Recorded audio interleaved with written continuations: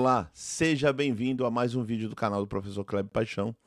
Eu sou o Professor Kleber Paixão e você está aqui no meu canal, aqui um canal de teologia, filosofia, ciência e religião, e nós divulgamos boa teologia aqui. Se você gosta do conteúdo desse canal, curte esse vídeo, compartilha, se inscreva no canal, deixe seu comentário positivo para que o vídeo chegue a mais pessoas, seja membro do canal para você ajudar ele financeiramente. Deixe seu joinha, deixe o sinal anotado para que novos vídeos cheguem, o YouTube te avisa, tá bom? E compartilhe entre os amigos, irmãos, igreja, tá bom? Dito isso, o nosso intuito aqui do canal é fazer boa divulgação teológica. Hoje eu vou fazer uma reação. Eu tava gravando esse vídeo, eu gravei, gente. Na hora do metade, fui querer mostrar minha biblioteca com a câmera caiu, virou uma salada, tive que excluir o vídeo e fazer tudo de novo. Vambora. Já tava 22 minutos gravado, gente. E eu não ia dar tempo de fazer cortes e esses negócios. Então eu tive que gravar de novo. Comecei a gravar agora de novo. Eu vou fazer a reação a um vídeo, deixando uma coisa clara. Eu vou tentar ser o mais acadêmico possível. Então eu vou trabalhar aqui no campo das ideias. A crítica que eu vou fazer é no campo das ideias, tá bom? No campo das ideias. E dito isso,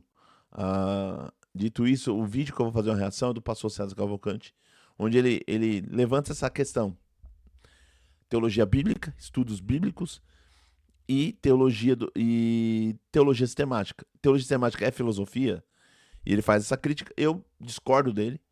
Tem duas pessoas no vídeo que aparece, que é o pastor César Cavalcante e um outro pastor da CIB. E eu considero os dois os grandes hebraístas aqui do mundo evangélico pastoral, tá? Os camaradas são muito bons em hebraico. Isso é inegável. E eu falei isso já pros dois. Falei isso pro César Cavalcante, já falei isso também pro pastor da CIB, quando eu encontrei com ele num congresso onde eu palestrei. E ele estava lá. Eu falei pra ele, ó, eu acho vocês fera demais no hebraico. Então a minha admiração, deixa aqui. E o meu respeito. Então o vídeo aqui não é nada pessoal. Por que eu tô falando isso, Kleber? Porque muita gente pega esse vídeo meu e manda pra pessoa: ó, ele tá lá brigando com você, ele fez uma reação ao seu vídeo, ele tá te xingando. Não, aqui é no mundo, no campo das ideias. Se nós estamos trabalhando teologia, nós estamos trabalhando reflexão da fé. E aí precisa pensar junto, né? Não é só... Ninguém tem uma voz absoluta no mundo evangélico, nem eu. Quantas vezes eu faço um vídeo aqui, aí a pessoa vai lá, faz uma reação num outro canal e me xinga lá e fala um monte. E discorda do Kleber, o Kleber é burro, é um péssimo teólogo. Tem gente que escreve aqui no meu canal e fala: você é um péssimo teólogo, ou você é ruim, você é fraco. Já vi gente escrevendo assim: você é fraco como teólogo. Fulano te engoliria vivo. E ainda me chama de lanche ainda. Te engoliria vivo. Não, então isso é normal.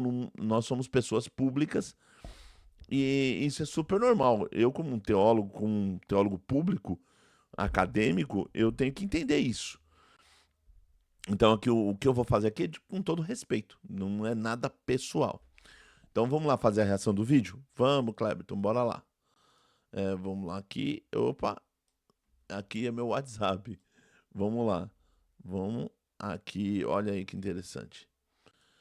Esse vídeo, o pastor Sérgio Cavalcante começou a usar, trabalhar, logo no começo do vídeo, ele começa a trabalhar a questão do termo errad. Que ele mostra que o judaísmo ele tem um Shema. No Shema diz assim: ouve Israel, teu Deus, ele é o único. Ele é um. O César Cavalcante, de forma muito sábia, perspicaz e inteligente, está demonstrando que a palavra um ali, errad, é uma unidade composta. Em várias passagens da Bíblia, quando essa palavra é utilizada, né, nós acreditamos que Deus é um e nós defendemos isso. E ele mostra, ele aponta para a ideia de que uma coisa que eu falo muito aqui, chamada revelação progressiva. O que é revelação, Kleber? O descortinar de Deus, o revelar-se de Deus na história, no tempo e no espaço. É a comunicação de Deus, com seus atos de fala, seus atos salvíficos. Olha que interessante, essa revelação é Deus dizendo o que ele é para a história. É Deus dizendo o que ele é e falando dele. É Deus falando dele mesmo para a história. Isso é revelação. Mas isso se dá progressivamente no tempo e no espaço. Por que progressivamente? Algumas culturas, as limitações humanas, limitações de linguagem, locais tribais, não estavam estruturados para uma revelação plena. Não teria preparação para isso. Então Deus vai se revelando progressivamente. Quando chega o máximo, aquilo que nós chamamos plenitude dos tempos, o máximo dos tempos, o pleroma, Deus decidiu, soberanamente, assumir a nossa humanidade, adentrar na história, se revelar de forma mais plena em Jesus de Nazaré. Que nós chamamos de revelação plena de Jesus de Nazaré.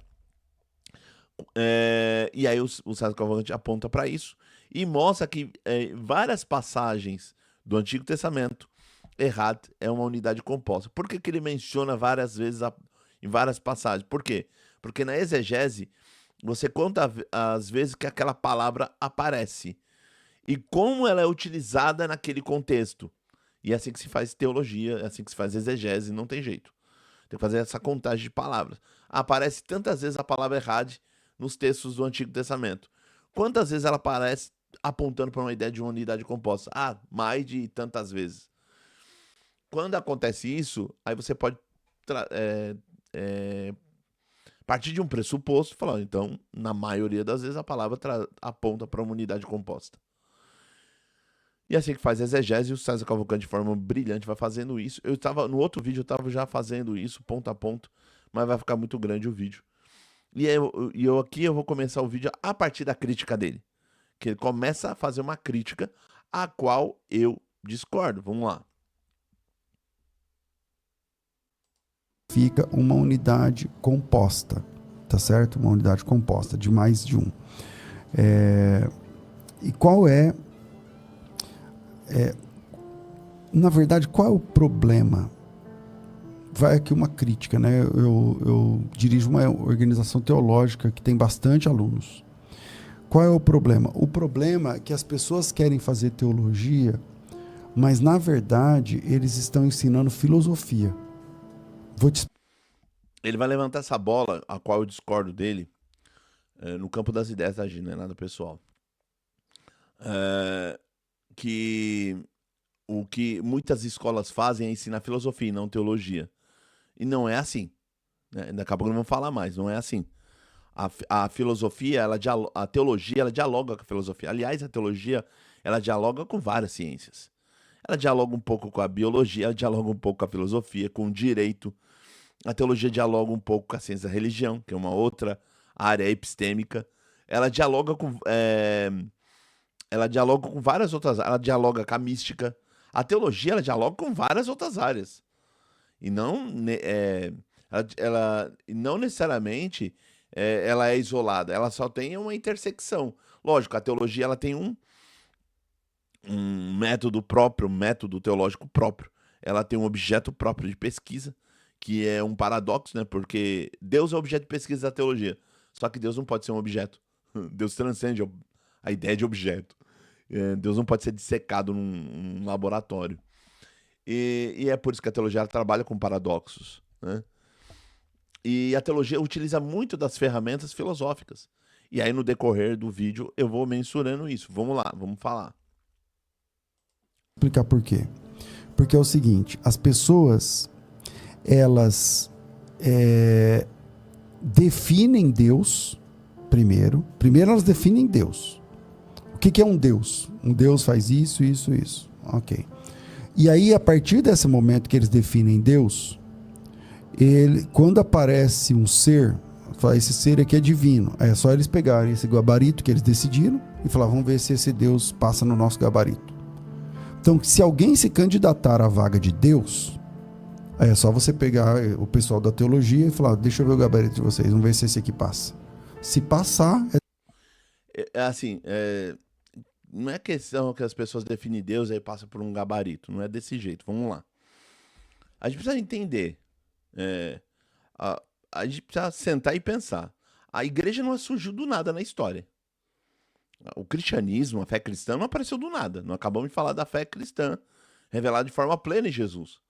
Porque assim, a igreja primitiva, os discípulos, os seguidores de Jesus têm experiência com esse Messias, com o seu ministério messiânico. Tem a experiência dos sinais, dos milagres, dos prodígios, das ações de misericórdia e de perdão desse Jesus. Tem a experiência de morte. Ele morre na cruz do Calvário. Tem a experiência de pós-mortem. Ele é sepultado, né? Quem já perdeu um ente querido sabe que você tem a experiência de ver a pessoa morrer e depois você tem a experiência de ver a pessoa sendo sepultada, que é uma experiência do pós-mortem. É doloroso. E aí as pessoas viram ele sepultando e ele não vai voltar mais. E essa era a ideia da igreja. Ele não vai voltar mais. Ele morreu realmente.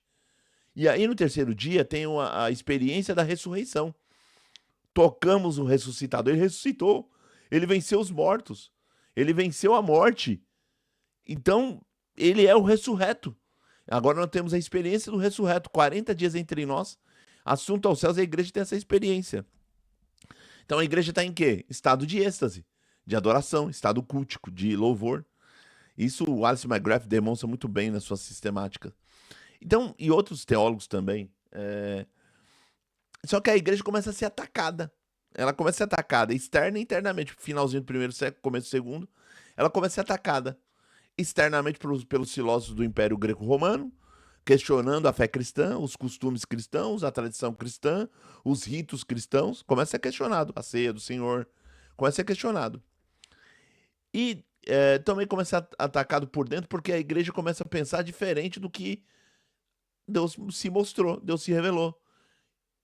Começa a crer em diferente. Vamos supor, os gnósticos já começam a dizer Jesus era um fantasma. Ele não morreu literalmente na cruz. Então, aí a pessoa que experimentou a ressurreição falou, mas calma aí, mas eu vi ele ressuscitado. Ou quem conviveu com quem conviveu a ressurreição, na ressurreição, fala, não, o meu pai viu ele ressuscitado. E dizer que você viu alguém ressuscitando naquele tempo, você tinha que dizer a verdade mesmo. O testemunho era muito importante no Greco-Romano. Se você disse que viu, é porque você viu. Leiam a obra do Richard Bauckham, O Testemunho das Testemunhas Oculares. Estou citando uma obra aqui para ver que eu não estou tirando vozes da minha cabeça. Então, gente, a igreja começa a ser atacada. Então a igreja senta e começa a pensar o que ela acredita. Calma aí, a gente precisa definir o que a gente acredita, né? Quem é Deus? Vamos mostrar. Vamos escrever. Vamos falar quem é Jesus. Então a igreja começa a fazer. E aí nascem os dogmas. Os pais da igreja começam a escrever cartas para pastorear a igreja. Os pais apologetas começam a escrever documentos para defender a igreja contra as heresias. E aí vai. E aí tem a definição dos dogmas. Lembrando, o dogma sempre nasceu de uma preocupação bíblica.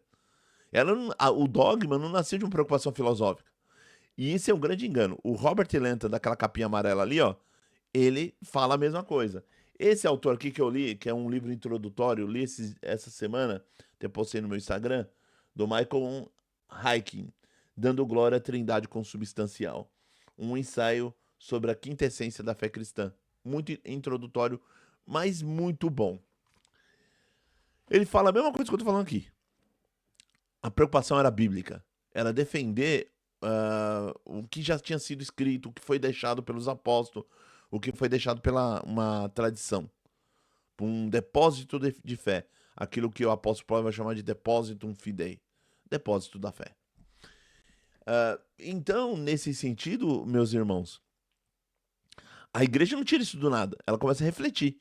Essa reflexão sobre o que você acredita, por que você acredita, em quem você acredita, isso nós chamamos de teologia.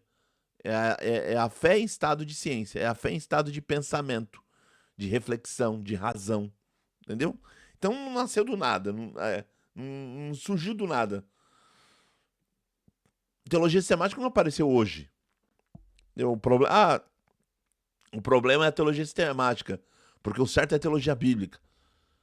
Ok, mas a teologia sistemática não apareceu hoje. Ela nasce de desenvolvimento, ela está dentro de um escopo do desenvolvimento da própria igreja. Porque no Ocidente, é próprio de nós ocidentais pensar, como dizia Cícero, ou Cícero, para começar qualquer discussão, primeira coisa, vamos para definições. Inclusive, se eu não me engano, isso que eu acabei de falar está na apostila do pastor César Cavalcante, do curso dele. Tudo começa por definições. Você precisa definir o problema. Qual é o problema que eu estou debatendo? A igreja faz isso. Qual é o problema? Jesus é Deus? Ele é maior que Deus ou menor que Deus? Ou ele é coigual? Ou ele é consubstancial? É da mesma substância? Ele é igual ao Pai? E aí a preocupação era os textos bíblicos. Eu e o Pai somos um. Eu estou no Pai, o Pai está em mim. Então, a preocupação era bíblica. Só que as palavras da Bíblia, do texto bíblico, não davam conta da discussão daquele momento.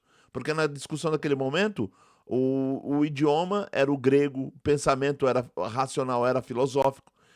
Então a igreja começa a utilizar termos filosóficos para tentar dar conta do mistério, dar conta da discussão teológica. Então a filosofia ela é uma ferramenta para a teologia.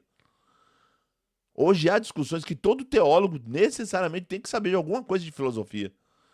Ele tem que saber, não tem como ele fugir. Não tem como eu falar, não, eu só estou aqui com Bíblia, vamos para o texto. Vamos para o texto, vamos ficar no texto e vamos só discutir Bíblia. Não é assim que funciona. Vamos ficar aqui só no hebraico e no grego. Não é assim que funciona. Não é assim. Na teologia nunca funcionou. 2000 anos de cristianismo nunca funcionou assim. Mas tudo bem, vamos lá continuar o pensamento. Deus. Essa é a teologia de muitas escolas teológicas no Brasil, quiçá. Na verdade, não é o pensamento de muitas escolas teológicas no Brasil. Eu dou uma aula no seminário Batista do Povo, tenho meu curso de teologia online, dou aula aqui no canal do YouTube. Não é próprio dessas escolas. O problema não é a escola em si. Simplesmente ela está fazendo o que a grande tradição pensou. Monta no ombro dos gigantes e faz teologia. É assim que se pensa. Tá bom? Eu tenho uma aula pronta para falar sobre o relacionamento entre teologia bíblica e teologia sistemática, que é uma discussão atual no mundo acadêmico, tá? Tá sendo muito discutido isso. Tem uma obra já traduzida pela Sal Editorial, que eu quero comprar, ela é muito boa, quero comprar, deixar aqui na minha biblioteca. E tem uma outra do Boersma, que ele discute essas questões. Ele e o McKnight. São dois teólogos, um sistemático, outro bíblico. E tem essas discussões aí. Qual o relacionamento dos dois? Como que uma tem que respeitar a área da outra e uma beber da fonte da outra? Todo teólogo bíblico ele tem que ser sistemático em certa medida. Beber da fonte da teologia sistemática em certa medida. Usar a filosofia de certa medida. E todos teólogos sistemáticos têm que, em certa medida, ser um teólogo bíblico. Se aprofundar em questões exegéticas, hermenêuticas, debater, se aprofundar em questões cultural do Antigo Oriente Próximo ou do judaísmo do Segundo Templo no Novo Testamento. Ele tem que saber dessas coisas, tá bom? E aí, vamos lá. A maioria das escolas teológicas faz teologia assim, ó. Primeiro a gente vai definir o que é Deus. Então Deus é isso, ele é aquilo, ele é aquilo, ele é aquilo. Ok, quem decidiu isso? Quem decidiu isso? A própria igreja. A própria igreja definiu isso. Porque a igreja não apareceu do nada. Gente, quem guia a igreja ao longo da história é o Espírito Santo. Jesus disse, eu vou mandar o meu Consolador. Vamos para o texto bíblico.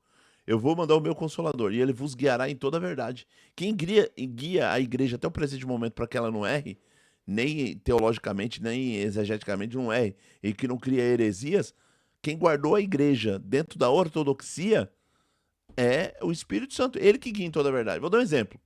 Estava lendo o Robert Lenta e ele falou uma coisa muito interessante e é uma verdade. Você tem que olhar para a história e é uma verdade. A gente ficava falando assim, ortodoxia. Porque tinha uma ortodoxia. Na verdade, não tinha uma ortodoxia bem definida ali naquele século III, século II, século III e começo do século IV. Não tinha uma ortodoxia. É que pessoas como alguns pais da igreja, como Atanásio, o anão negro, né, como diz alguns teólogos, o Atanásio, ele não é que ele tinha uma ortodoxia, ele entendia que o texto bíblico estava dizendo uma coisa, e ele começou a ver que as heresias estavam indo para um outro caminho. Então, ele estava defendendo uma ortodoxia que ele nem sabia que existia. Ele falou, a reta doutrina é o texto. Então eu tenho que defender o texto. Quando Atanásio defende a Trindade, ele não está tentando defender uma ortodoxia, uma teologia sistemática já definida. Ele está defendendo o texto bíblico. Ele está defendendo a Bíblia. Você está entendendo? Ele está defendendo a Bíblia. Ele está falando, Ário está errado. Ário está fazendo interpretação de texto errado. É nesse sentido. Então não tinha uma ortodoxia definida, grandes teólogos ortodoxos definidos. A ortodoxia vai se dando ao longo da história também. Mas quem guia a igreja para uma ortodoxia, para uma reta doutrina, é o Espírito Santo. Puxa vida. Então quer dizer que até o presente momento tá tudo errado. Porque a teologia sistemática, até o dia de hoje, fizemos teologia sistemática. E agora nós estamos errados. Quem é certo mesmo é quem fica lá no hebraico e no grego. É uma discussão boba, desnecessária, mas assim, quem definiu isso? A própria igreja definiu. Porque a igreja olhou o texto bíblico, Deus se revelando como El Shaddai, como Pantocrator, e ela define Deus é todo poderoso. E aí a sistemática pensou filosoficamente. Deus é todo poderoso, então ele tem todo o poder? Não necessariamente. Como assim, Kleber? Deus pode mentir? Não, ele não pode mentir, porque ele não pode ir contra a verdade, porque Deus é verdade. Então, Deus pode tudo conforme a sua natureza. Então, a sistemática pensou e definiu.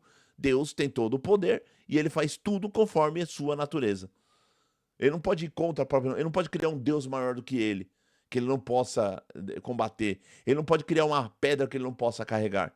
Então, essa teologia sistemática, ela bebe da filosofia para definir de forma muito mais clara e objetiva algumas coisas, para você não cair em heresia.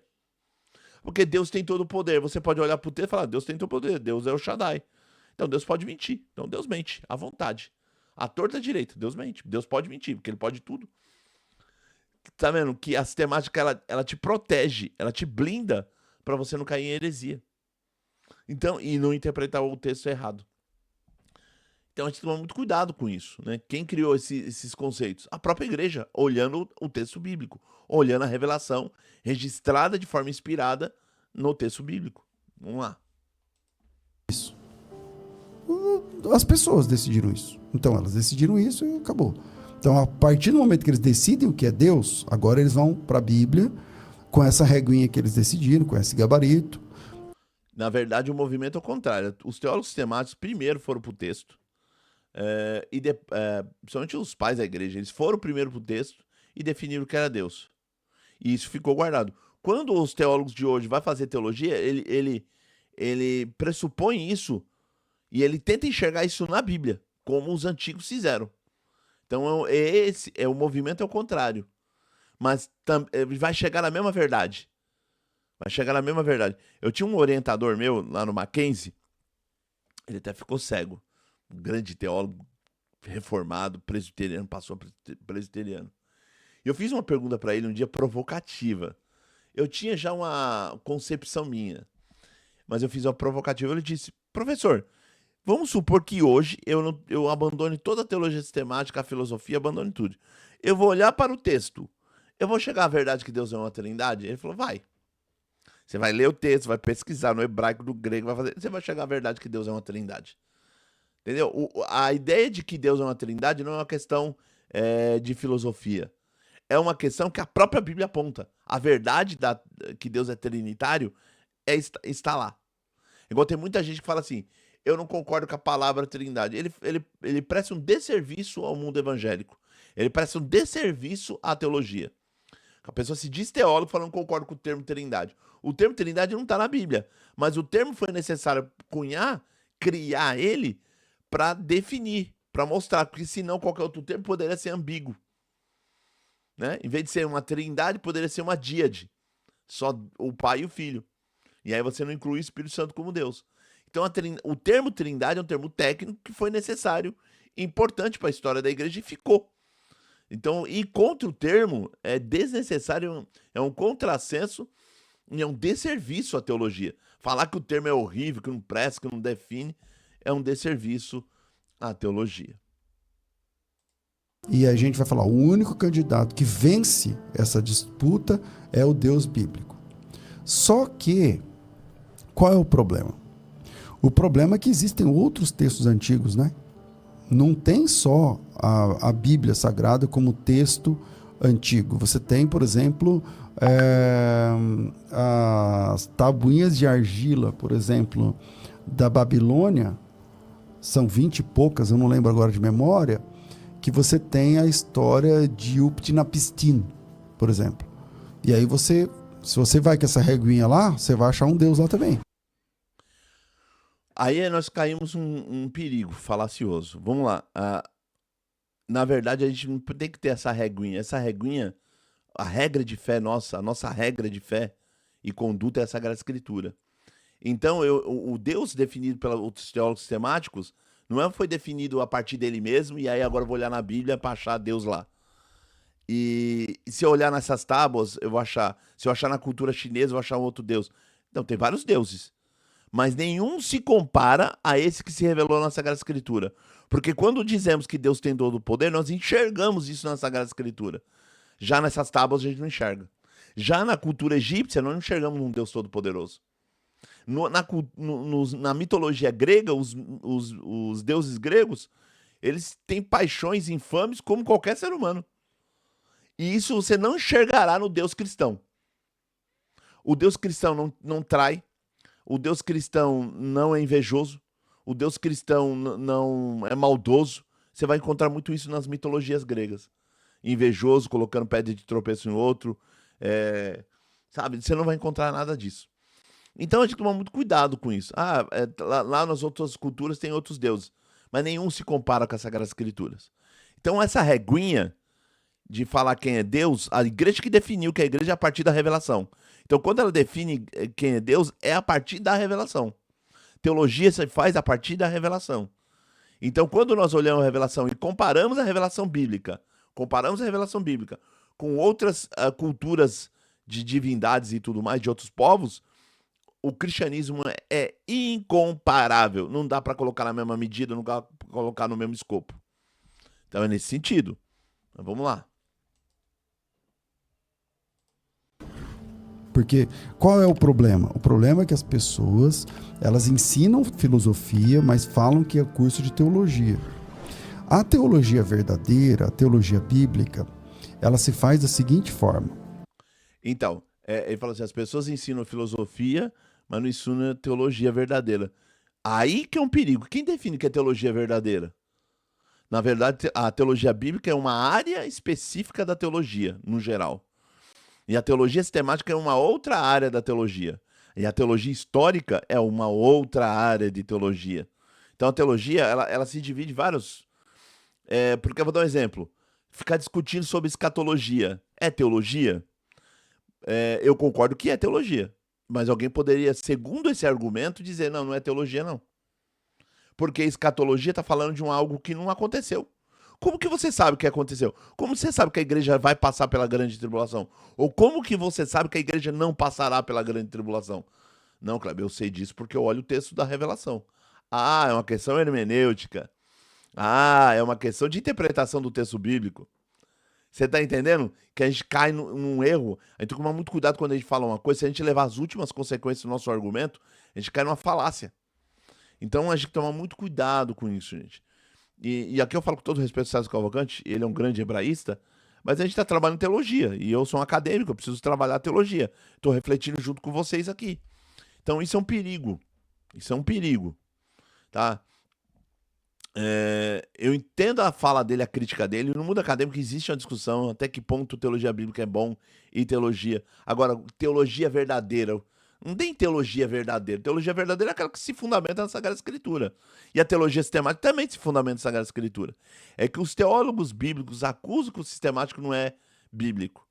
E é essa que é o complicado. Vamos dar um exemplo. Se você pegar tem várias teólogas fantásticas agora, que elas são bíblicas. E elas também são teólogas sistemáticas. E hoje a maioria dos teólogos sistemáticos ou teólogos trinitários, eles vão beber da Bíblia. Hoje não tem um teólogo trinitário que não beba da Bíblia para definir trindade, tá, gente? Toma muito cuidado com isso, achar que trindade é só filosofia, ou que teólogos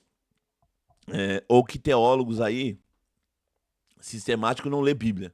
Isso é um argumento falacioso que tem por aí. Tem que tomar muito cuidado com isso. Deus se revela.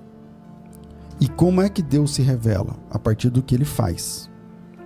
Então, a partir do que nós vimos Deus se revelando... Na verdade, Deus se revela, se descortina na história, não é a partir do que ele faz.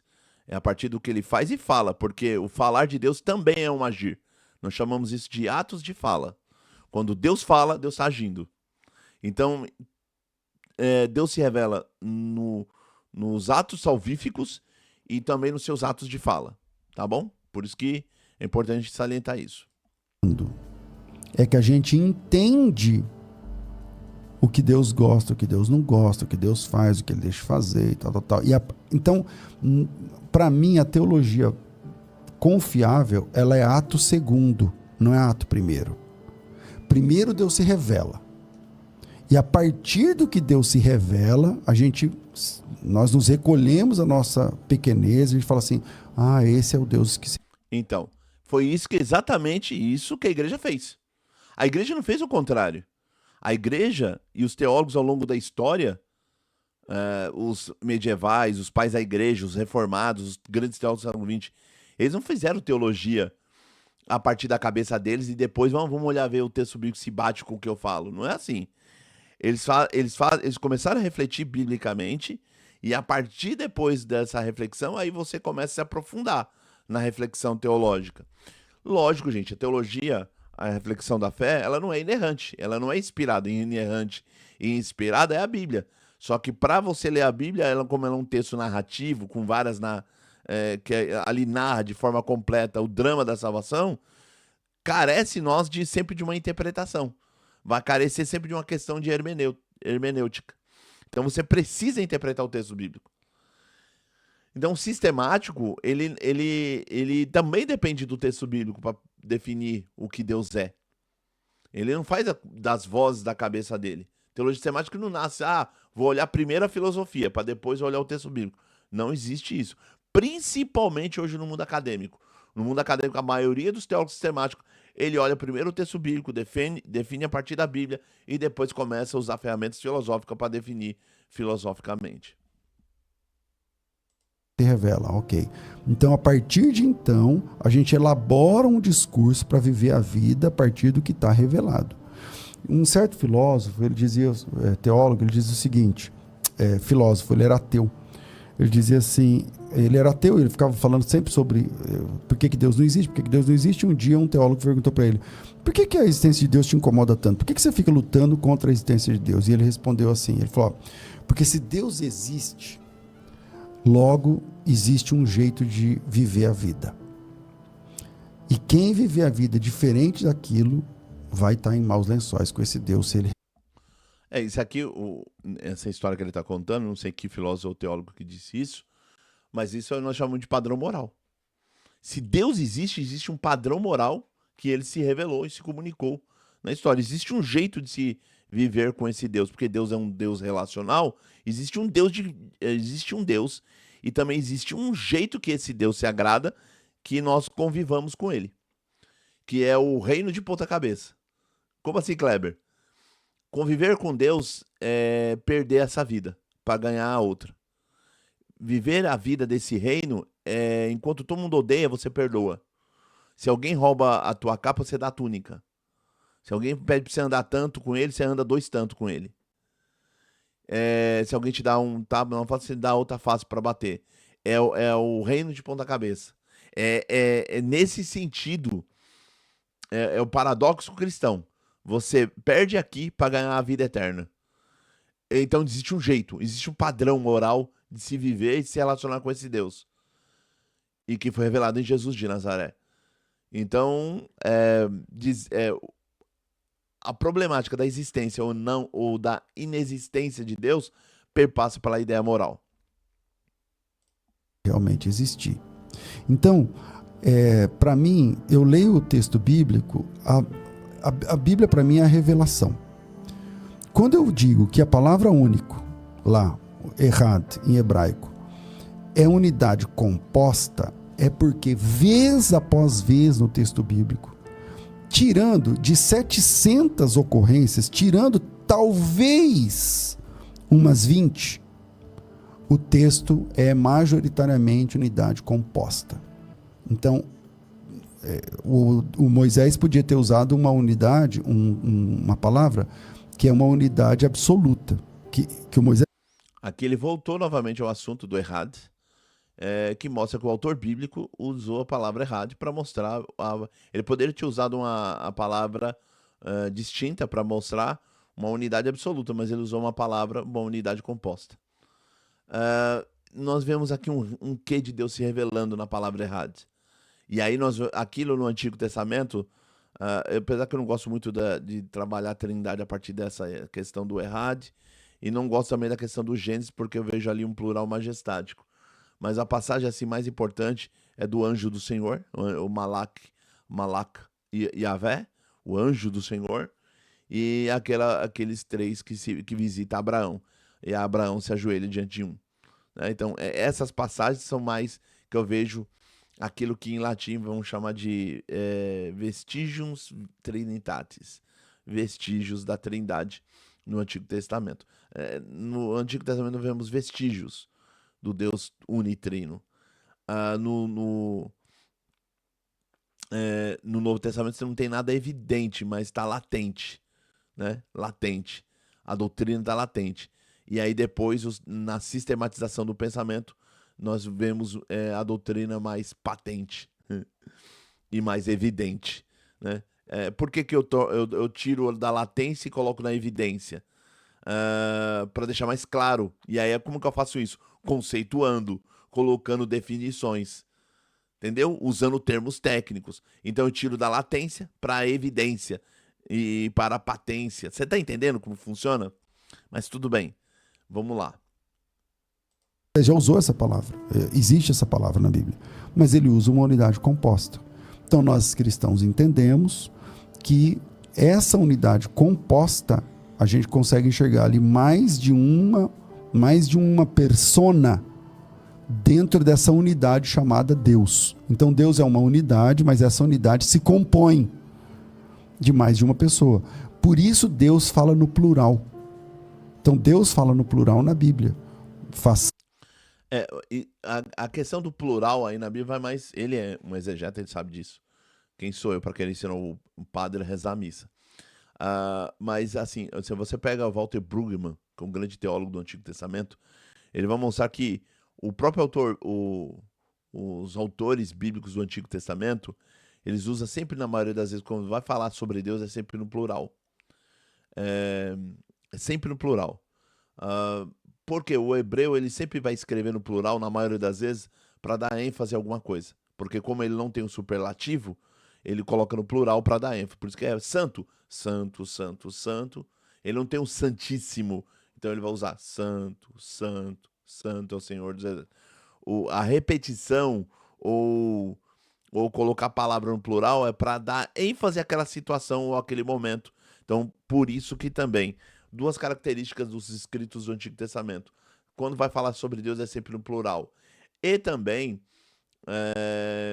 é utilizado muito o verbo de ação. O verbo já é o verbo é por natureza uma ação, né? Mas é muito mais enfatizado isso no linguajar no hebraico. É toda hora, e principalmente quando é Deus o personagem, o sujeito principal da frase. Então é ele que está agindo. Toda vez que você vai ver Deus ali, Deus está sempre em ação. É sempre criando, é sempre agindo, é sempre trabalhando. Tá bom? É uma das características. Pode ler o livro Teologia do Antigo Testamento, do Walter Brueggemann. Somos o homem à nossa imagem, conforme a nossa semelhança. Eis como se tornou como um de nós. Entende? E esse plural, isso aí é plural de majestade, não combina como o homem agora se tornou como um de nós. Não dá para ser plural de majestade. Entende? Então... Mas o plural de majestade não é assim que se define. Não é a questão do plural de majestade não é nesse sentido. Depois eu vou dar uma aula aqui só sobre o plural de majestade. É porque hoje aqui nesse vídeo a discussão é outra. Mas eu vou trabalhar essa questão do plural de majestade. Porque tem uma teoria também de que é possível que ele estava falando com a corte celestial. Se não for um plural de majestade, é a corte celestial. Porque essa era a concepção, né? Deus entre os outros deuses. E os anjos seriam deuses também, nesse sentido, na mentalidade dos povos do Antigo Oriente Próximo. Você está entendendo como que não é tão simples assim? Até na teologia bíblica, você vê complexidade na hora de pesquisar? Vamos lá. Baseado nessas várias ocorrências, eu entendo o seguinte: Deus é uma unidade. Essa unidade, ela se compõe de mais de uma persona. Então tem mais de uma pessoa nessa unidade. Assim como no casal tem duas personas, duas pessoas, mas uma única unidade, assim Deus é uma unidade e ela se compõe de 3 pessoas. A partir do quê? Do que está revelado na Bíblia. Então é assim que eu entendo. Doutor Helder, por favor, me salva. Não, acho que a explicação foi... Agora, esse aqui é o Dr. Elder. Dr. Elder tem um currículo gigante, grande hebraísta, grande teólogo, formado em vários cursos que ele fez. É outro nível. É um camarada fera, como César Cavalcante é fera no hebraico, ele também é fera no hebraico. Então, assim, 2 gigantes, tá? Então, o pensamento que eu tô fazendo aqui é no campo das ideias, é no campo acadêmico. Então, eu respeito o que eles falam, discordo. Provavelmente eles vão discordar de mim, mas isso é super normal. Não tem contenda, não tem briga. No final das contas, depois da discussão, a gente senta, toma um café e troca ideia, é normal. É super normal isso. É que o problema da internet é que ela gosta de treta. A internet gosta de briga, né? Gosta de ficar brigando um contra o outro. E não é assim que funciona na teologia e no mundo acadêmico. Excelente. Nós entendemos, a gente entende perfeitamente aquilo que o pastor César explicou. Ele não é contrário à teologia sistemática. Ela compõe o nosso ideário ocidental. Porém, existem outras maneiras de se ver o texto bíblico. E justamente eu concordo que... Uma coisa importante a gente pensar aqui. Não é que a teologia sistemática vê o texto bíblico de um jeito e o teólogo bíblico vê do outro. Já é um erro. Os dois têm que entrar num consenso. Por isso que o diálogo é super importante. Então, o teólogo sistemático veio de um jeito, mas vamos supor, o teólogo sistemático define que Deus tem todo o poder. Mas nem tudo ele pode, porque ele pode conforme a sua natureza. Porque Deus não pode mentir. É impossível que Deus... Porque o texto bíblico concorda com isso. O teólogo bíblico vai discordar de um negócio desse? O teólogo bíblico fala, não, eu enxergo de outra forma. Eu enxergo de outra maneira. Não tem como. É a mesma coisa, vou dar um exemplo. Quando os textos que diz assim, Deus voltou atrás, Deus se arrependeu. Deus se arrepende, gente? Isso aí são tudo, a teologia sistemática define como antropomorfismo e antropopatismo. Antropomorfismo é atribuir a Deus forma de homens, e antropopatismo é atribuir sentimentos humanos à divindade. Por que os homens fazem isso? Para tentar se relacionar com Deus. Eu vi um teólogo até grande aí na internet dizendo que foi feito isso para que Deus fez, foi Deus que fez isso para se relacionar com o humano. Não, na verdade é o contrário. O ser humano usou essa artifício linguístico para se relacionar com Deus, para se relacionar com ele, porque ele viu que Deus era tão transcendente, tão puro, tão verdadeiro, que ele tinha que usar essas linguagens. Deus estende a sua mão, Deus vem depressa ao meu favor, Deus caminha em passos largos ao meu, pula sobre os montes, saltando sobre os outeiros, monta numa carruagem de fogo e vem ao meu encontro, voando sobre as nuvens. São jeitos de falar para tentar descrever as ações de Deus. As ações de Deus, para se relacionar com a divindade. Isso é algo cultural. E a teologia sistemática diz isso. O teólogo bíblico vai discordar desse negócio?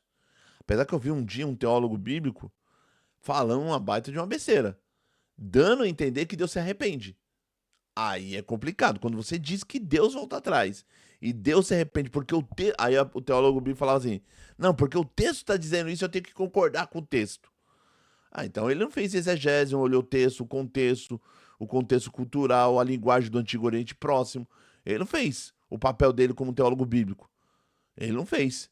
Porque, para pensar, achar que Deus se arrepende e volta atrás, então esse Deus não é confiável, porque ele diz uma coisa para você, eu mudei de ideia, não quero mais isso.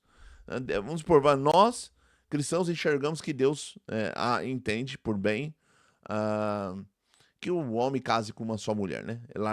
E unirá uma só mulher e se fará uma só carne. Aí Deus se arrepende e fala, eu mudei de ideia. A partir de hoje, o homem pode casar com várias mulheres. A mulher também pode ter vários homens. Deus não é confiável, porque ele se mostra de um jeito, Deus se mostra de outro. Gente, eu me mostrei ao longo da história como todo poderoso.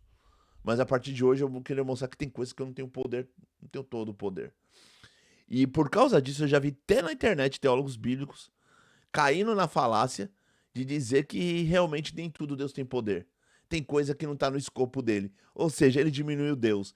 E se ele diminuiu Deus e Deus não tem todo o poder, tem algo externo a Deus que tem um poder em comparação ao Deus bíblico. E se tem, temos um concorrente. Então tem coisa que Deus não tem poder, não tem domínio sobre aquilo. E se Deus não tem domínio, pode ser pego de surpresa. Aí nascemos a teologia do teísmo aberto, né? Ou a chamada teologia do processo do Norton Whitehead, né? Deus vai se relacionando com o ser humano ao longo da história e vai aprendendo com o homem aprende com Deus. Do teísmo aberto, a ideia de que tem coisas que acontecem no futuro que pega Deus de surpresa. Ou teve um terremoto no Japão, me pegou de surpresa, eu não sabia. Morreu muita gente, eu não pude fazer nada. Sabe, é umas coisas assim, gente, que... Não, e aí a pessoa falando, mas isso é estudo bíblico, é teologia bíblica. É igual eu tenho teólogos que eu conheço que falam assim, não, eu creio na Trindade, sou cristão, eu creio na Trindade, mas não tá na Bíblia. Não tá na Bíblia. Se não tá na Bíblia, da onde você tirou a ideia de que Deus é uma Trindade? Na sua cabeça? Você tá entendendo que então tem muita coisa, gente, nas discussões que chega beirando ao ridículo. Então não é assim, tá? O teólogo bíblico dialoga com o teólogo sistemático e eles têm que chegar num acordo. Eles têm que chegar num consenso, tá? Ou num senso comum. Uma vez que a gente está numa forma, mudar aquela forma, aquele modo de ver o texto bíblico é muito difícil, eu concordo. Só que é um esforço que nós temos que fazer, né? Essa questão do errado é interessante. Salvo o pastor César, eu já escuto recorrente essa explicação e é sempre bom ouvi-lo falar sobre isso, mas ele é uma das únicas pessoas que falam sobre esse assunto com esse, vamos dizer assim, com essa explicação. Irmãos, no mínimo, eu tenho que parar e prestar atenção e fazer uma avaliação antes de fazer um julgamento negativo, vamos dizer assim, né, sobre qualquer coisa da Bíblia. Então, eu acho que essa questão da teologia bíblica, ela pode caminhar, e eu acho que também o pastor César também ele não discorda disso, que pode caminhar paralelamente com a teologia sistemática, porém, toda vez que a teologia sistemática não dá conta, porque ela não dá conta mesmo de explicar todas as coisas, seria interessante recorrer à teologia bíblica, que também não explica tudo, mas... Você vê, a teologia sistemática não dá conta de todo Não, a teologia sistemática não dá. A teologia no geral não dá conta de tudo. A linguagem teológica não dá conta de tudo. Nem a linguagem filosófica, nem a linguagem humana dá conta de tudo sobre o que Deus é. Entendeu? Então tem que tomar muito cuidado com isso. Explicar coisas diferentes e fazem mais sentido do que propriamente a... Então, aí eu discordo, sabe? A teologia bíblica pode explicar coisas diferentes que faz mais sentido. Aí é complicado, né? É complicado. Eu acho que os dois têm que chegar num consenso e falar, aí faz sentido, porque os dois concordam numa coisa. Porque assim, eu vou dar um exemplo, tem muita coisa que se você olhar na teologia sistemática, se você olhar para o texto bíblico, não faz sentido. Por quê? Porque o teólogo bíblico fala, não, porque aqui o texto, eu vi até um vídeo no TikTok, camarada falando, não, porque essa palavra no grego ele tá no subjuntivo, porque no passivo, que não sei o quê. Ele fez uma salada no grego que o texto não fez sentido nenhum. Não fez sentido nenhum. Para ele, ele falou, agora você entendeu o que tá no texto. Eu falei, agora que eu não entendi mesmo. A salada que ele fez no grego, sabe? Então, assim, esse que é o problema. Será que faz sentido mesmo? Então, eu acho que assim, Kleber, então você não gosta de teologia bíblica? Não. É justamente o contrário. Hoje, eu monto no ombro dos gigantes da teologia para fazer, igual aqui na minha biblioteca, tem muita coisa. Vou dar um exemplo. Separei aqui para vocês. N.T. Wright é estudo bíblico. É o chamado Os Novos Estudo Bíblico. O Novo Testamento e o Povo de Deus. Tem uma coleção, que surgiu o último agora, outro volume. O N.T. Wright, estudioso do Novo Testamento. O Richard Balkan, tem um livro dele, O Testemunho das Testemunhas Oculares, e tem esse calhamaço aqui, ó. O Mundo Cristão em Torno do Novo Testamento. Editora Vozes. Olha aí, ó. Richard Balkan, olha o tamanho do calhamaço. Você tá entendendo? Vamos lá. Olha aqui. O Deus dos vivos, uma doutrina bíblica de Deus. Doutrina bíblica, tá? Eles vão examinar o texto bíblico. Olha aí que interessante. E uma teologia bíblica do o Deus das Escrituras cristãs, do John Golden Gay, que é um grande estudioso bíblico da atualidade. Aí, ó. Você tá entendendo? Então, assim, eu estudo, vou dar um exemplo. Como é a minha área de pesquisa, é, aqui, ó. A Trindade, tá? Vamos ver aqui. Ó, a Trindade do Robert Lenta. Ele começa apontando pro texto bíblico. Eu vou usar esse calhamaço aqui que eu comprei. Ó, Teologia do Novo Testamento do Udo Schnell, que é um grande estudioso alemão do Novo Testamento e da Teologia Paulina. Eu vou usar ele no mestrado agora em Teologia na PUC, no segundo semestre, tô no segundo semestre, porque eu vou ter metodologia teológica, vou ter metodologia exegética e vou ter Teologia do Novo Testamento como matéria. Então, assim, eu sou a favor do estudo bíblico, eu sou a favor da exegese, eu sou a favor da interpretação boa. Mas dizer que o estudo bíblico pensa diferente da teologia sistemática, dando a entender que a teologia sistemática faz umas coisas que não tem nada a ver, não tem fundamento na Bíblia. Muita gente faz essa acusação. O teólogo sistemático fala coisas que não tá na Bíblia. Essa é uma acusação, eu diria até diabólica, dos alguns teólogos bíblicos. E o teólogo sistemático, ele tem que ser mais humilde e consultar a teologia bíblica. Os dois têm que dialogar. O teólogo bíblico ele tem que ser humilde e dialogar com o teólogo sistemático. Falar, aqui eu defini a teologia bíblica, mas agora eu vou lá para ver como que o sistemático está articulando essas definições. Aí o teólogo sistemático é a mesma coisa. Ele tem que ser humilde. Antes de ele fazer as definições, ele vai para o texto bíblico primeiro, para os teólogos bíblicos. Bebe dessa fonte, faz exegese, interpreta bem o texto e depois coloca as definições sistematizadas. E aí ele pode usar ferramentas da filosofia, da ciência da religião, da antropologia e assim por diante. Então os dois, gente, os dois têm que manter esse diálogo, tá bom? Então, dizer que pensa diferente, eu não vejo dessa forma. Teologia sistemática. Não somos contra a teologia sistemática, porém, achamos que ela pode ser... nós devemos usar outras ferramentas para estudar o texto bíblico. Todos os teólogos têm que usar, todos os sistemáticos têm que usar, os teólogos sistemáticos e bíblicos têm que usar todas as ferramentas ao seu alcance. Todos.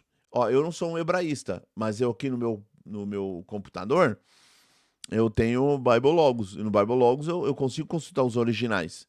Eu não sou um hebraísta, eu não sou especialista em hebraico e grego. Mas eu consigo consultar os originais. Quando eu vou examinar o texto, eu consigo olhar a palavra no original. E como que está a declinação daquela palavra. E como que ela é utilizada no texto. Eu tenho comentários bíblicos e exegetas que eu consigo examinar o que os exegetas estão olhando naquele texto. Então, mesmo eu sendo um teólogo sistemático, eu consigo olhar o texto bíblico com um pouco de cuidado. Então, assim, você tem que usar todas as ferramentas ao seu alcance para não cair numa heresia. Essa que é a verdade. Esse problema que eu levanto, ele vem de Descartes para cá, do século XVI para cá. O Descartes, ele é conhecido como o pai da filosofia moderna.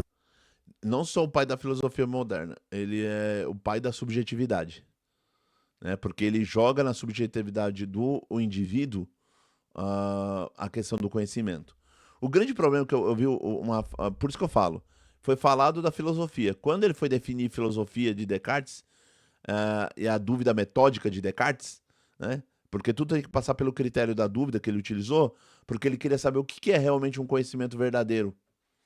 Como que se dá o conhecimento? Então ele começou a duvidar das coisas, ele usou uma dúvida como método. Aí ele vai falar que Descartes definiu a questão de Deus aí, e ele não soube explicar o que Descartes falou sobre Deus. Tá vendo? Quando você não bebe da fonte da filosofia, você pode falar uma besteira. Que filósofo tal disse tal coisa. E muitas vezes o filósofo não disse. Ele usou a dúvida como método para chegar ao cogito ou cogitor ergo sum. Cogito de cogitar, de pensar. cogito ou cogito, eu penso, logo, necessariamente eu existo. Porque eu sou uma existência pensante. Uma coisa que eu não posso duvidar é que eu estou pensando. É essa a questão da dúvida metódica do Descartes, tá bom? Descartes está saindo de uma influência escolástica e está tentando colocar a questão da epistemologia, como a teoria do conhecimento. Como que se dá o conhecimento? Descartes vai falar que o conhecimento se fundamenta no homem, por causa do que ele pensa. Aí vai vir os empiristas e vai dizer que, na verdade, não é só uma questão racional, mas é uma questão da experiência, né? Os 5 sentidos são os caminhos do conhecimento humano. E aí vem Kant e une o que Descartes pensa com o que os empiristas, o Locke, o Berkeley e o Hume, David Hume, pensam. Ele uniu numa só e fala, não, realmente o conhecimento se dá pela sensibilidade, pelos 5 sentidos, mas há depois uma formulação na questão racional. Então o Kant ele faz essa síntese, tá bom? Então assim, a gente tem que tomar cuidado para não deixar superficial a questão filosófica de Descartes. Mas vamos lá. E embora ele também seja conhecido lá pelas exatas, né, pelo eixo das coordenadas, eixo das abscissas, não sei o que lá, tal, tal. Porque Descartes também era matemático. Mas ele é o pai da filosofia moderna. Então, embora ele fosse teísta, é ele quem propõe a ideia do tal do pensamento puro como base de definição para tudo, inclusive de Deus.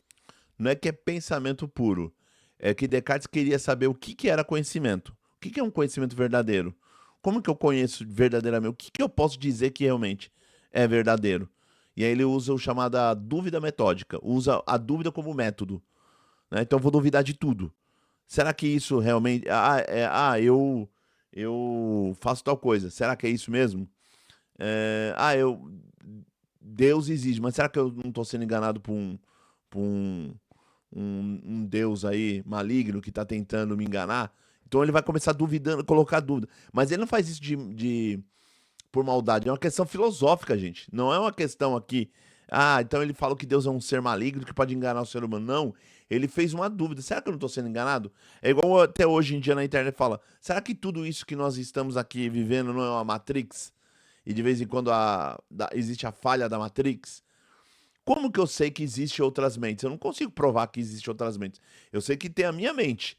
Mas como que eu sei que as outras mentes existem e elas estão assistindo esse vídeo? Eu não consigo provar, né? Tem o Alvin Plant que vai trabalhar na Deus e outras mentes, né? Como que eu consigo trabalhar a ideia que existe uma mente divina e tudo mais, e as mentes humanas? Como que eu consigo trabalhar isso filosoficamente?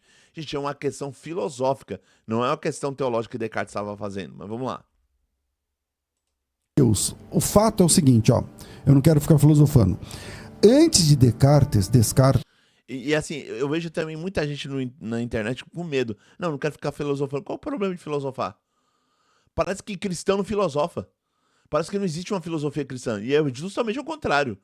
Leiam a obra História da Filosofia Cristã do Etienne Gilson, da editora Vozes. Leiam. Existe uma filosofia cristã. Edith Stein. Leiam Edith Stein. Existe uma filosofia cristã. Sabe? Leiam os tomistas, existe uma filosofia cristã. Parece que é perigoso filosofar. Parece que o teólogo cristão não filosofa, parece que ele não pode pensar. Filosofar é amigo da sabedoria. Ele pensa filosoficamente, racionalmente as questões últimas. O teólogo também é um filósofo por natureza, porque ele pensa as questões últimas. Só que as questões últimas para o teólogo, ele sabe que Deus é a causa primeira e ele é a questão última da realidade humana. O filósofo ateu já não pensa assim, o materialista. Entendeu? Então, eu não quero ficar filosofando. Parece que é um perigo filosofar. Não, é bom filosofar. Vamos pensar filosoficamente, não tem problema nenhum, não. Descartes, Deus explicava o ser humano. Depois de Descartes, o ser humano explica Deus. O ser humano explica Deus. Então, o método empregado...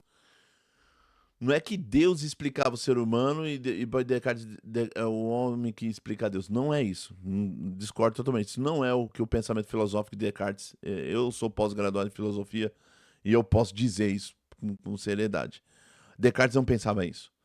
É que, na verdade, na Idade Média você tinha um teocentrismo, Deus o centro de todas as coisas, ele era a referência última para a realidade, ele era a resposta para todas as coisas, era uma resposta metafísica e teológica para todas as coisas.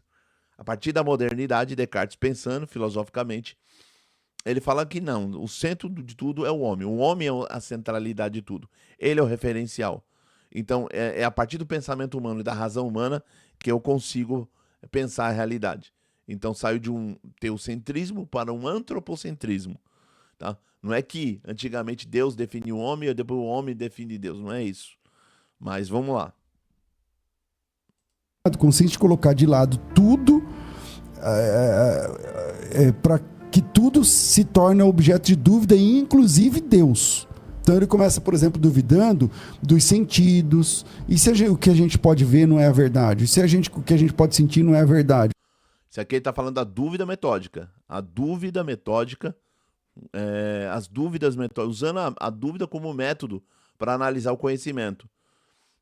Será que o que eu ouço é verdade? Será que o que eu vejo é verdade? O que está diante de mim é verdadeiro? Isso é um método para analisar a razão humana.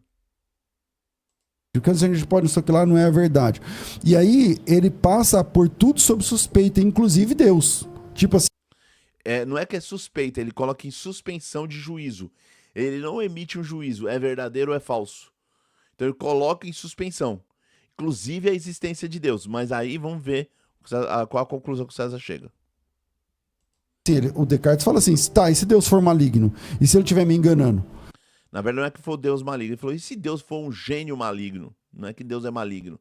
Ele falou, e se Deus for, esse Deus cristão for um gênio maligno, que está nos enganando aqui com toda essa realidade, colocou nós numa matriz aqui e nós estamos sendo enganados. Ele colocou em suspensão de juízo, ele não emitiu um juízo sobre aquele determinado assunto. O que eu posso fazer? E aí isso desmonta Deus. E aí o que sobra? O que ele chama de pensamento puro. Então o corpo, o mundo, Deus, tudo passa por esse escrutínio da tal da sabedoria. É pelo escrutínio da razão. E não é questão de sabedoria, é questão de razão. É porque ele divide o homem como res cogita, o homem que pensa, e o res extensa, que é o seu corpo. A extensão dessa razão. E o esteio da filosofia de Descartes é conhecido lá no cogito ergo sum. Lembra do...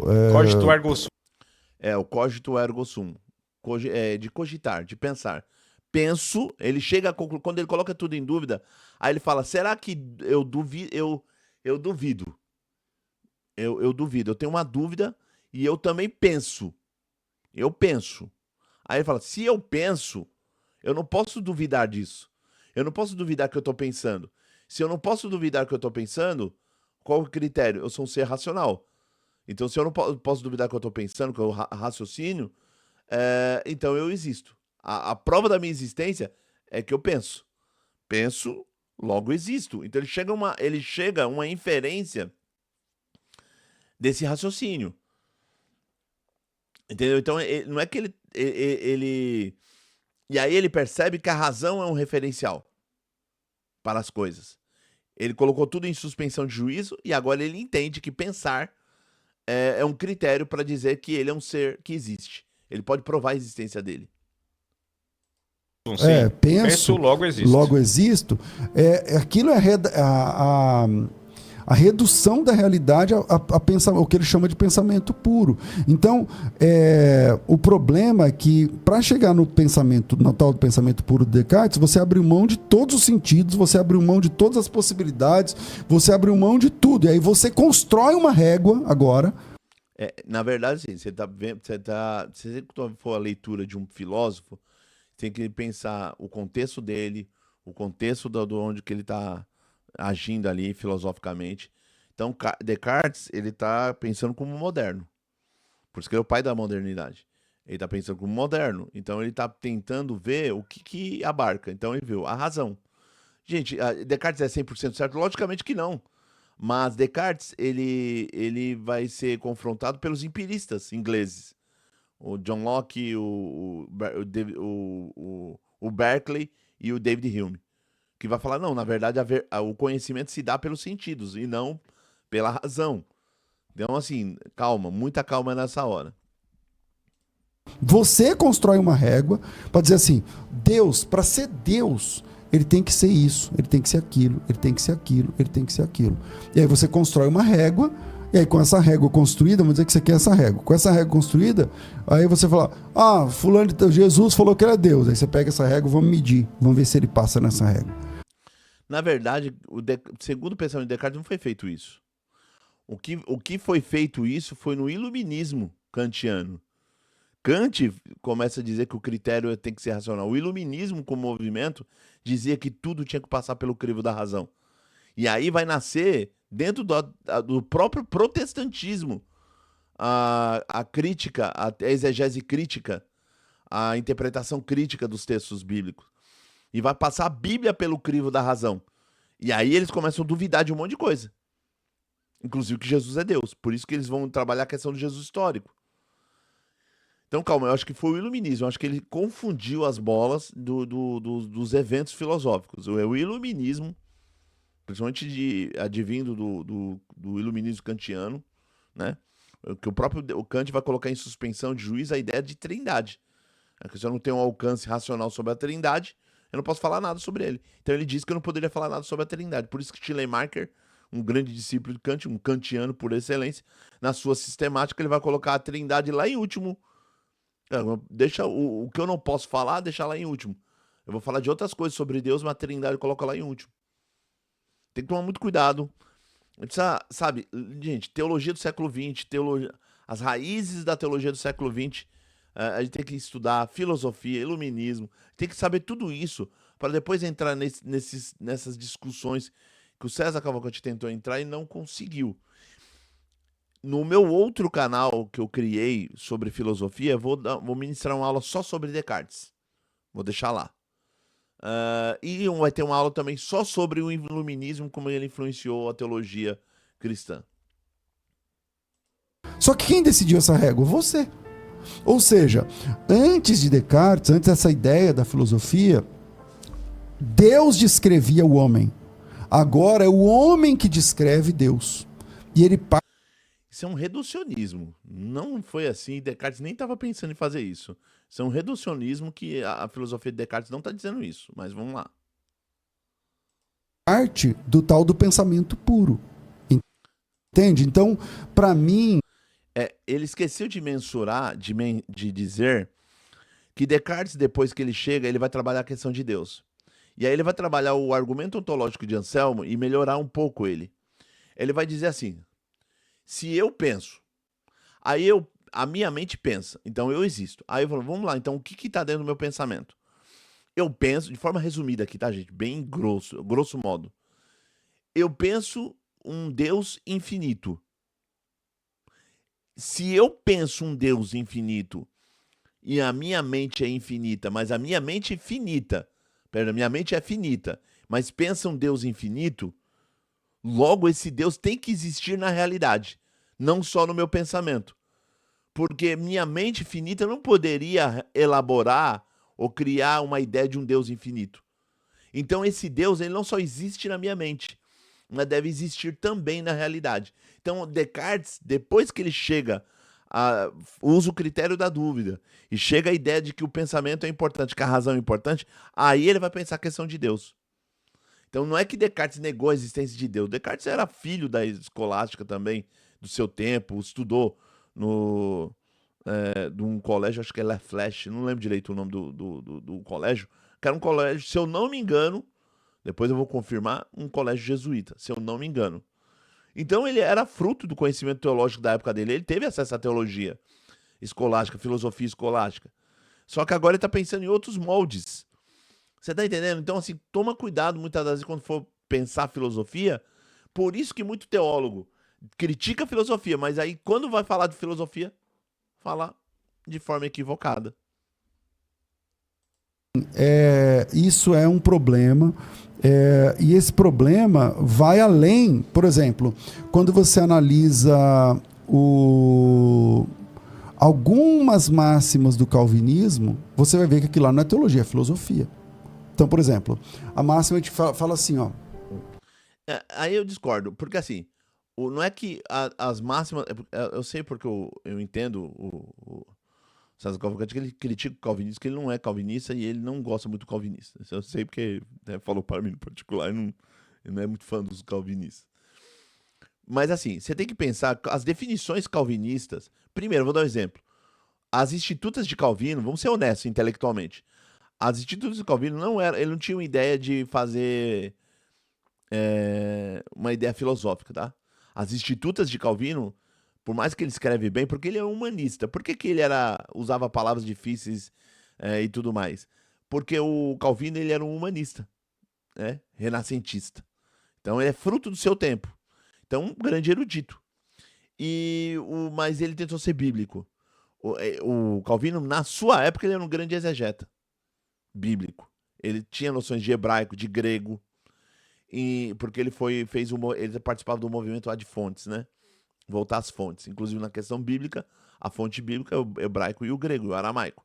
E o Calvino tinha essa noção.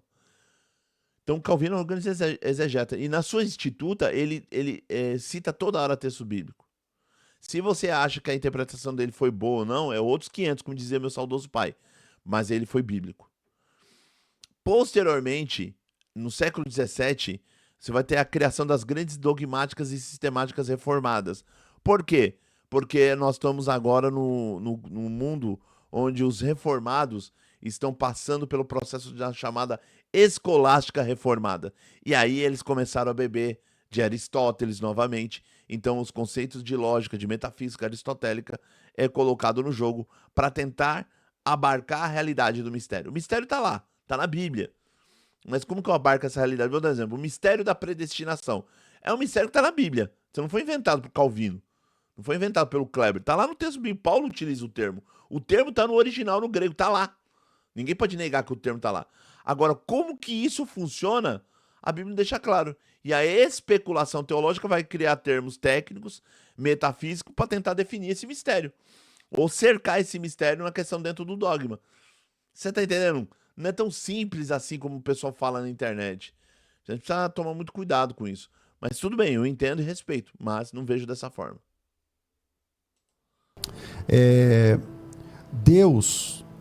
Jesus morreu pelos eleitos. Aí você fala assim, tá, por quê? Ok, quem decidiu isso? Não, porque não tem sentido Jesus morrer e se ninguém aceitar. Então ele veio pelos eleitos, então ele não ia correr o risco. Na verdade, quando os calvinistas chamam que Jesus morreu pelos eleitos, eles não falam, Jesus morreu por eleitos porque não faz sentido ele morrer por todos. Não foi isso. É porque eles enxergam em texto bíblico passagens bíblicas que apontam para essa realidade. Kleber, mas os arminianos discordam. Sim, aí é a discussão teológica. Mas o calvinista, ele não fica falando, não, eu vou inventar um monte de coisa que não está na Bíblia e vou criar aqui e vou falar que está lá no texto. Não é assim também. Aí a gente tem que ser mais honesto intelectualmente. Não é assim que os calvinistas pensam. Vamos calvinista sério, teólogo sério calvinista. Porque eles veem passagens no texto que dão a entender essa questão. Se você concorda, discorda, aí, meu irmão, aí é outros 500. Aí é outro debate, é um outro assunto. Mas o calvinista não fica falando assim, eu vou definir a partir do que eu acho. Não é assim que funciona. Cansou de ver o pessoal falando isso, né? Não vai correr o risco de morrer e aí a pessoa não ter ninguém, não ser acolhido e tal, não sei o quê. Aí você para e fala assim, bom, tudo bem, o seu pensamento faz sentido do ponto de vista da lógica. Isso é lógica. Isso é lógica, isso é filosofia. Mas isso não é teologia. Não, isso é teologia, porque se ele está fazendo reflexão a partir da revelação, é teologia. Agora, a mesma coisa, se você pegar o arminiano, não, Jesus morreu por todos, porque a salvação tinha que ser para todos, e todo mundo tinha que crer. Porque isso tem lógica. Então, porque isso mostra o quanto que Deus é soberano, mas o homem também é livre. Ele tem liberdade, ele tem livre-arbítrio para escolher Deus ou não escolher. Porque isso faz mais sentido. Isso também é lógica. Mas por que é lógico? Porque o ser humano é um ser lógico. A lógica não é pecado, a lógica não é errado. Ter lógica faz parte da nossa razão, da nossa inteligência. E quem colocou isso na nossa mente foi Deus. Deus é um ser lógico e ele coloca uma lógica. A mesma coisa. Deus cria um quadrado redondo? Não, porque isso é ilógico. Deus criou um casado solteiro? Não, isso é ilógico. Ou é casado ou é solteiro. Você tá entendendo? Isso é lógica. Isso tá errado? Não, Kleber, isso não tá errado. Isso tá certo. Ou você é casado ou você é solteiro. Não existe o casado solteiro. Não existe o quadrado redondo. Você tá entendendo? Que a lógica faz parte do escopo do que é o ser humano. E pensar isso a partir da revelação é teologia. Não é uma questão de filosofia. Ser lógico não é uma questão filosófica. Não necessariamente. Então, tem que tomar muito cuidado com isso. Isso não é teologia. Porque o que é que está revelado sobre isso? Ah, não, mas Deus não vai correr o risco de não sei o que. Quem decidiu isso? Porque um Deus que não pode correr riscos é um Deus construído pelos seres humanos. Não, aí é complicado, porque assim, Deus corre o risco. É um Deus que não pode correr risco, é um Deus, não, é um Deus revelado na Bíblia. Porque Deus, isso é complicado, gente. Tem que tomar muito cuidado, pastor César Cavalcante. Deus não pode, Deus corre riscos. Deus fala assim, não, eu vou fazer uma coisa, mas não sei se vai dar certo. Não sei se Deus Deus manda o seu filho na cruz do Calvário, ou ele vai morrer, mas não sei se vai dar certo. Não sei se no futuro vai ter cristianismo. Não é assim que funciona. Isso não foi criado pelo ser humano. O Deus que não corre risco e tudo que está no seu plano soberano, desde Gênesis e Apocalipse, é o que está registrado na Sagrada Escritura. Sobe aqui, João. Eu vou mostrar as coisas que estão acontecendo e que devem acontecer. Se deve acontecer, é porque para Deus já aconteceu. E Deus vai revelar para João lá no Apocalipse. A maioria dos exegetas entende que o Apocalipse é mostrando que Deus é soberano. Deus controla a história. Isso não é uma invenção minha. Isso não é uma invenção de um filósofo. Isso é o que está no texto bíblico. Deus não pode correr risco. Porque se Deus corre risco, quer dizer, vai vir o anticristo. Então quer dizer, e se Deus vai permitir o anticristo? E eu não sei se vai dar certo ou não sei. Deus correu o risco, vai aparecer o anticristo e ele vai convencer todo mundo. Todo mundo, vai convencer todo mundo a ir contra Deus. Eu sou. Só que a Bíblia fala que se possível for, se fosse possível, enganaria até os escolhidos. Por quê? Porque não é possível enganar aquele que é escolhido de Deus. Aquele que é de Deus não pode ser enganado pelo anticristo. Por quê? Porque ele tem o Espírito Santo. E o Espírito Santo os guiará em toda a verdade. O anticristo não vai poder enganar aquele que tem o Espírito Santo. Entendeu? Então, é o que está na Bíblia, gente. É o que está na Sagrada Escritura. Você não pode ir contra isso. Isso não é filosofia. Isso não é uma questão de lógica. É uma questão da revelação. Deus se mostrou assim. Deus é um Deus soberano na história.